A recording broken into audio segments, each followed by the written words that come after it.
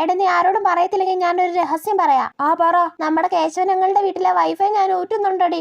നിനക്ക് പാസ്വേഡ് എവിടുന്ന് കിട്ടി? അതൊക്കെ കിട്ടി. നീ ആരോട് പറയത്തില്ലെങ്കിലേ നിനക്കും ഞാൻ പറഞ്ഞുതരാം. ഇല്ലടി, ആരോടും പറയത്തില്ല. പറഞ്ഞതാടി. 2255. ആണോ? സത്യമാണോ? പിന്നെ അല്ലാതെ. എന്നാ ഞാൻ ഇന്ന് തകർക്കും. വൈഫൈ കണക്ട് ആയി. അയ്യോ, എനിക്ക് കൊറേ സീരീസ് ഡൗൺലോഡ് ആക്കണം. പുറത്തിറങ്ങിയിരിക്കുമ്പോഴാ നല്ലോണം റേഞ്ച് ഉള്ളത്. കൊച്ചെന്താ ചായ എടുത്ത് വെച്ചിട്ടുണ്ട്, ഇങ്ങോട്ട് പുറത്തോട്ട് കൊണ്ടുപോവാ അമ്മേ. എന്താ മോളെ പുറത്തിരിക്കുന്നെ? ചുമ്മാ കാറ്റൊക്കെ കൊള്ളായിരിക്കുവാ ത്രേസ്യാമ്മച്ചി.